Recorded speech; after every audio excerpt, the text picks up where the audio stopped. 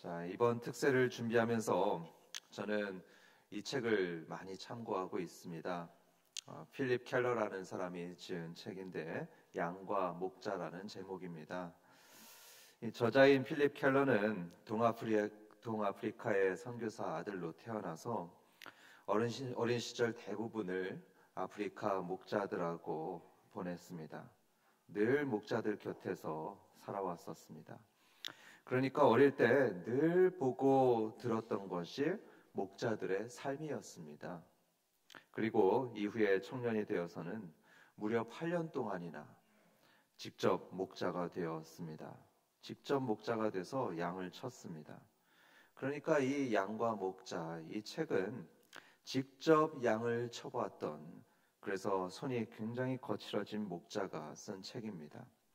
이걸 읽으면서 저는 이 시편 23편이 더욱 현실감 있게 다가왔습니다. 여러분들도 한번 읽어보시길 권해드립니다. 본론으로 들어가면서 질문 하나를 드리도록 하겠습니다. 여러분, 땅 위에 있는 동물들 중에 가장 쉬지 못하는 동물이 무엇일까요? 개미처럼 잠도 잘 안 자고 잘 쉬지도 못하는 그런 네 발 달린 동물은 무엇인 것 같습니까? 그게 바로 의외로 양이라고 합니다. 양이 그렇게 못 쉰다고 합니다. 왜 그런가 하면 본래 잠이 없어서가 아니라고 합니다. 본래 잠이 없어서도 아니고 쉬기 싫어서도 아니고 워낙 긴장해서 그렇게 못 자는 것입니다. 양은 아주 예민한 동물입니다. 걱정 불안이 하도 많아서 잠을 잘 못 자고 잘 쉬지도 못합니다. 이런 양이 편히 쉬어서 제대로 자기 위해서는 몇 가지 조건이 필요합니다. 첫 번째로는 적이 사방에 없어야 됩니다. 사방에 적이 하나도 없어야 됩니다. 조금이라도 위협이 될 만한 어떤 것이 주변에 있게 되면 잠을 못 잡니다. 두 번째로는 다른 양들과 마찰이 없어야 됩니다. 양들끼리 불화가 있게 되면 절대로 누우려고 하지 않습니다. 세 번째로는 파리나 해충도 없어야 됩니다. 코파리나 모기 같은 그런 하찮은 곤충이라도 옆에서 맹맹맹거리면 그 양들은 잠을 자질 못한답니다. 네 번째로는 배도 어느 정도 불러야 합니다. 풀을 배불리 먹지 못하게 되면 양은 계속 돌아다니면서 잠을 자질 않습니다. 그러니까 이런 양을 눕게 한다는 것은 결코 쉬운 일이 아니었습니다. 이 책에 나왔던 설명이 그렇습니다. 그런데 여러분, 듣고 보니까 우리의 모습과 비슷하지 않습니까? 그렇죠? 하나님께서 우리를 양으로 비유하신 데는 다 이유가 있습니다. 우리의 모습이 정말 이 양들하고 굉장히 닮아 있습니다. 우리와 양의 공통점으로 제일 많이 듣는 것은 바로 이거죠. 우리도 양처럼 약하고 또 어리석다는 말을 우린 참 많이 들었습니다. 그런데 그것만 비슷한 것이 아닙니다. 이렇게 쉴 줄도 모르고 그래서 늘 피곤하고 걱정과 불안에 사로잡혀 있는 것이 바로 우리들의 모습입니다. 우리나라가 OECD 국가들 중에서 가장 많이 일하는 나라들 중에 한 나라라고 하죠. 이제는 24시간 배달까지 일반화되었습니다. 왜 그렇게 직장인들은 그렇게 밤낮 없이 쉬질 못하고 일할까요? 분명히 미래에 대한 각종 불안과 걱정이 한몫을 할 겁니다. 마치 양과 같습니다. 미래에 대한 불안, 맡은 일에 대한 불안, 재산에 대한 불안, 이런 수많은 생각이 머릿속에서 맴도는 바람에 편히 잘 수 없는 현대인들이 너무나 많이 있습니다. 제가 미국 통계를 봤었는데요. 미국에서는 매년 7천만 명 정도가 불면증에 시달린답니다. 우리나라 인구보다 더 많죠? 7천만 명이 불면증에 시달리고요. 매년 3만 8천 명이 불면증에 대한 합병증으로 사망한다고 합니다. 우리나라도 아마 이보다 더하면 더했지 덜하지는 않을 겁니다. 다시 양 이야기로 돌아가겠습니다. 이렇게 쉬지 못하고 잠들지 못하는 양도 편히 쉴 때가 있다고 합니다. 편히 쉴 때가 있는데 그것은 바로 목자를 확인했을 때입니다. 목자를 확인했을 때에 양들은 편히 쉽니다. 그걸 필립 켈러는 목자일 때 직접 경험했다고 합니다. 그는 회상합니다. 자기는 목자일 때 정말로 힘을 다해서 양들을 지켜줬다고 합니다. 어떻게 했냐면 언젠가 그가 사는 지역에서 양들이 자꾸만 없어지는 일이 벌어졌습니다. 이 A 목장에서 양들이 없어졌대더라. B 목장에서 양들이 없어졌대더라. 그때 켈러는 밤마다 개를 데리고 나갔습니다. 개를 데리고 나가서 별빛 아래 야영을 하며 밤낮으로 양떼를 지켰습니다. 양떼들 사이에서 조금이라도 부스럭거리는 소리가 들리면 그럼 벌떡 일어났습니다. 벌떡 일어나서 총과 손전등을 들고 어둠을 뚫고 달려갔습니다. 양들에게 달려가서 양들을 살폈습니다. 그렇게 힘을 다해서 양들을 지켰습니다. 사랑했습니다. 켈러는 말합니다. 이런 목자의 마음을 양들도 분명히 알고 있었다고 합니다. 왜냐하면 다른 때는 안 그러는데 이 들판에 켈러의 모습이 보인다, 이 목자가 나타났다 하면은 그럼 양들이 확실히 진정하고 안심했다고 합니다. 그렇게 돌아다니던 양들이 눕기도 하고 잠들기도 했습니다. 이런 경험을 나누며 켈러는 이렇게 고백했습니다. 목자인 내가 함께 있어주는 것은 양들에게 가장 큰 평안을 주었습니다.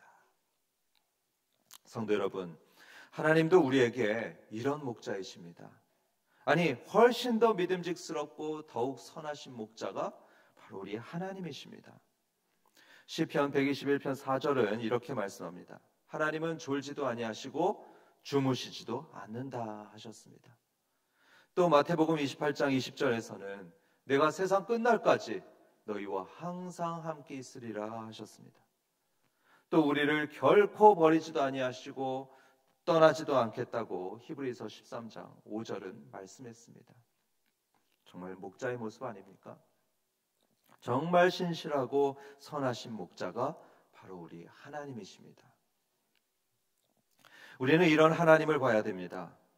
양인 우리는 다른 데 한눈 팔지 말고 우리의 목자이신 하나님을 바라봐야 됩니다.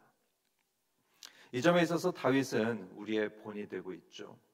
다윗은 목자이신 하나님을 항상 바라봤습니다. 사실 이 시편을 쓸 때 다윗의 상황은 정말로 열악했었습니다. 어제 말씀드렸죠? 다윗의 상황은 그렇게 녹록치 않았습니다. 원수가 턱 밑까지 쫓아와서 절대로 쉴 수 없는 상황이었습니다. 그를 죽이려고 했고 미래는 불투명해 보였습니다. 아마 보통 사람들 같으면 너무 불안해서 밤새 잠을 못 잤을 겁니다. 눈이 뻘개져서 며칠을 지냈을 겁니다. 그러나 그런 상황에서 다윗은 믿음의 눈으로 하나님을 바라봤습니다. 자신의 목자이신 하나님께서 그의 곁에 항상 계시며 밤낮으로 지키시는 분인 것을 마음속 깊이 믿었습니다.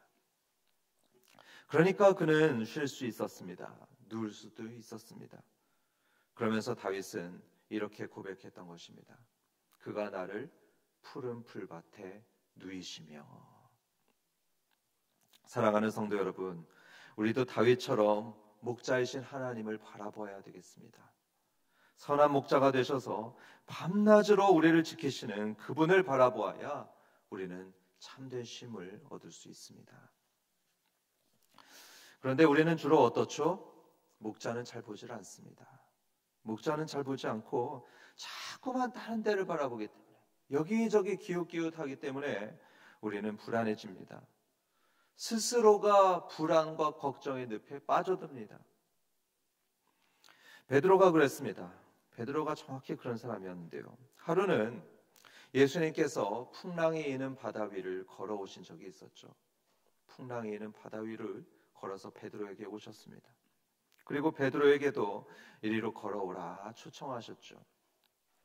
그렇게 초청해서 베드로가 걸어가는데, 여러분, 예수님만 바라보면서 걸을 때는 어땠습니까? 잘 걸었습니다. 아주 씩씩하게 바다 위를 걸으면서 기적을 경험했습니다. 그런데 갑자기 그때 바람이 불고 풍랑이 일어왔죠. 그리고 베드로가 그 바람과 풍랑을 봤을 때는 어떻게 되었죠? 베드로의 마음에 불안이 밀려왔습니다. 믿음 대신 불안이 찾아오면서 동시에 그의 몸은 빠져들었습니다. 바닷속으로 빠져들었습니다. 여러분, 베드로가 기적을 체험하냐 아니면 바다에 빠지느냐, 한 가지 차이에 달려 있었습니다. 딱 한 가지 차이뿐입니다. 그것은 바로 무엇을 보느냐, 이것이었습니다. 주님을 보고 믿고 주님께 갈 때에는 바다 위를 걸었습니다. 기적을 맛봤습니다. 그런데 바람과 풍랑을 보는 순간 그 기적의 바다가 죽음의 바다로 바뀌었습니다. 불안과 공포가 그의 마음을 사로잡았습니다. 사실 바람과 풍랑은 계속 있었습니다. 그 전에도 있었습니다. 그리고 주님도 그 자리에 똑같이 계셨었습니다. 그런데 뭐만 바뀌었습니까? 베드로의 시선입니다. 베드로의 시선이 주님에게서 다른 데로 옮겨가면서 문제가 발생했습니다. 성도 여러분, 우리의 시선을 바꿔야 됩니다. 우리가 바라보는 방향을 바꿔야 됩니다. 이런 찬양도 있지 않습니까? 내게로부터 눈을 들어 주를 보기 시작할 때 주의 일을 보겠네. 여러분, 마찬가지입니다. 우리가 불안하고 염려될 때 우리가 해야 될 일은 시선을 돌리는 것입니다. 우리의 목자만 바라보는 것입니다. 우리의 두 눈을 우리를 지금도 사랑하시고 지금도 한결같이 우리를 지키시는 그 주님께, 우리 목자에게 고정하게 되면 우리 영혼이 쉼을 얻습니다. 그리고 또 한 가지 우리가 기억해야 될 진리가 있습니다. 그게 뭐냐면 하나님께서는 항상 때에 맞춰서 우리에게 좋은 걸 주신다는 것입니다. 때에 맞춰서 우리에게 좋은 걸 주십니다. 목자처럼 때가 되면 푸른 물밭으로 데려가시고 때가 되면 쉴 만한 물가로 인도하십니다. 제가 히브리서 4장 16절을 읽겠습니다. 그러므로 우리는 긍휼하심을 받고 때를 따라 돕는 은혜를 얻기 위하여 은혜의 보좌 앞에 담대히 나아갈 것이니라.